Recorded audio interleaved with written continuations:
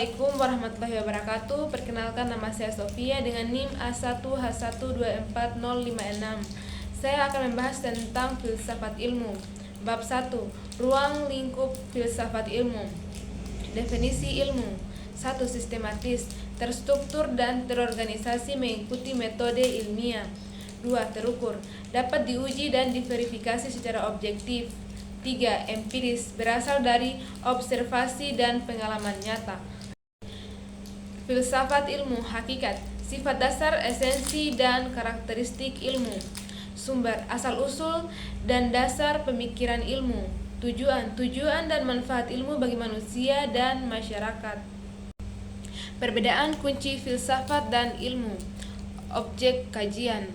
Filsafat ilmu meneliti ilmu itu sendiri, sedangkan ilmu mempelajari objek tertentu. Kedalaman analisis. Filsafat ilmu melakukan analisis mendalam tentang dasar-dasar ilmu, sedangkan ilmu fokus pada penjelasan objektif, tujuan akhir. Filsafat ilmu bertujuan untuk memahami hakikat ilmu, sedangkan ilmu bertujuan untuk menjelaskan fenomena. Tujuan dan relevansi filsafat ilmu. Filsafat ilmu penting untuk perkembangan ilmu yang berkelanjutan dan bermanfaat. Tujuan utama: 1. Penyeluruh, memahami hakikat sumber dan tujuan ilmu, bukan hanya aspek teknisnya. 2. Bertanggung jawab, menyadari dampak ilmu terhadap manusia dan lingkungannya. Relevansi: 1.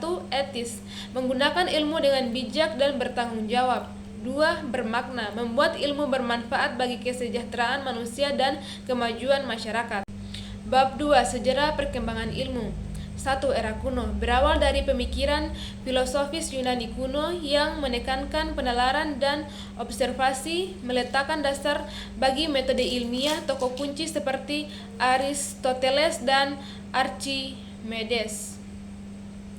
2. Zaman Islam, kontribusi besar dari ilmuwan muslim dalam berbagai bidang ilmu pengetahuan menunjukkan pentingnya ilmu dalam ajaran Islam. 3. Revolusi ilmiah, perkembangan pesat di Eropa pada abad ke-16 dan 17 dengan tokoh kunci seperti Copernicus, Galileo, dan Newton. Penemuan-penemuan baru mengubah pemahaman manusia tentang alam semesta. 4. Era modern, perkembangan ilmu pengetahuan yang semakin pesat dan terintegrasi ditandai dengan kemajuan teknologi informasi dan komunikasi atau TIK.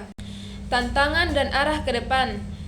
1. Kesenjangan akses, masalah aksesibilitas ilmu pengetahuan dan teknologi terutama di negara berkembang.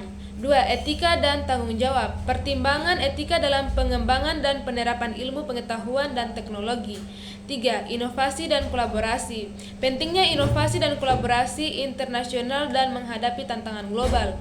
4. Pengembangan sumber daya manusia, perlu peningkatan kualitas sumber daya manusia di bidang sains dan teknologi. Bab 3. Pengetahuan dan ukuran kebenaran. Sumber dan pendekatan pengetahuan. 1. Empirisme, pengetahuan diperoleh melalui pengalaman indrawi, pengamatan, keterbatasan indera terbatas, indera dapat menipu, objek dapat menipu indera. 2. Rasionalisme, pengetahuan didasarkan pada akal dan penalaran, keunggulan mengatasi keterbatasan indera, mengarah pada konsep universal. 3. Intuisisme, pengetahuan diperoleh secara langsung dan seketika melalui pemahaman yang tinggi. 4. Makrifat, khusus Islam, pengetahuan diperoleh melalui perenungan dan penyinaran dari Tuhan. 5. Wahyu, pengetahuan disampaikan Allah kepada manusia lewat para nabi.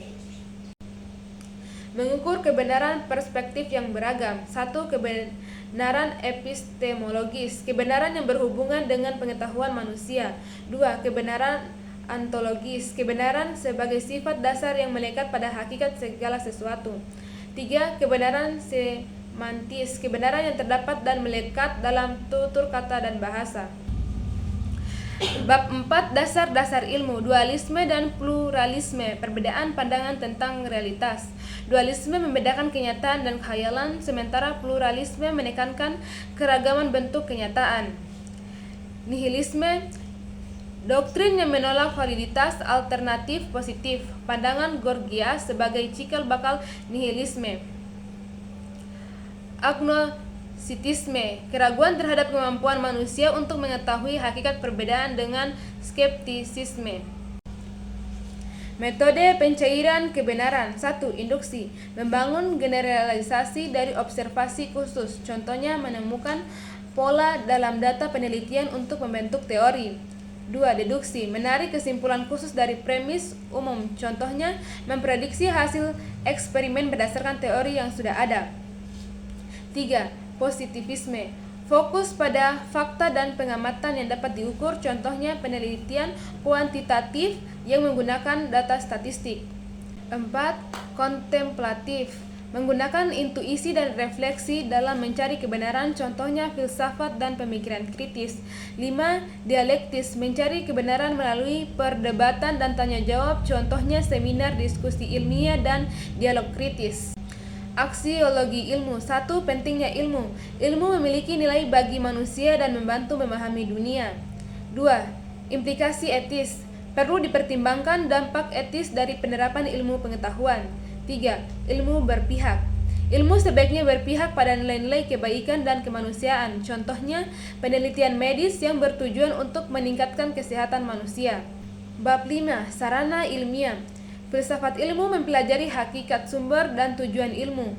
Bahasa memainkan peran penting dalam proses berpikir ilmiah karena menjadi alat komunikasi dan penyampaian ide-ide ilmiah. Perbedaan bahasa agama dan bahasa ilmiah. Agama bersifat metaforis, simbolik, dan cenderung normatif.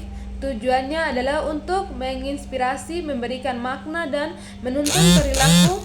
Contohnya cahaya ilahi dalam teks agama. 2. Ilmiah. Bersifat objektif, empiris, dan deskriptif. Tujuannya adalah untuk menjelaskan, memprediksi, dan mengontrol fenomena alam, contohnya radiasi elektromagnetik dalam teks ilmiah. Bahasa sebagai alat komunikasi ilmiah. 1. Penyampaian ide. Bahasa memungkinkan ilmuwan untuk menyampaikan ide-ide dan teori mereka secara jelas dan terstruktur. 2. Analisis bahasa membantu dalam menganalisis data, mengidentifikasi pola, dan menarik kesimpulan. 3. Interpretasi. Bahasa memungkinkan ilmuwan untuk menginterpretasikan hasil penelitian yang menghubungkan dengan teori yang ada. Matematika dan statistika. Bahasa kuantitatif dalam ilmu pengetahuan. 1. Matematika sebagai bahasa yang melambangkan serangkaian pernyataan. Jelaskan bagaimana simbol-simbol matematika mewakili konsep dan hubungan. 2. Peran matematika dalam meningkatkan daya prediksi dan kontrol ilmu. 3. Statistika sebagai metode dan ilmu yang menggunakan bahasa kuantitatif untuk menganalisis data dan membuat kesimpulan. Jelaskan bagaimana statistika membantu dalam mengambil keputusan.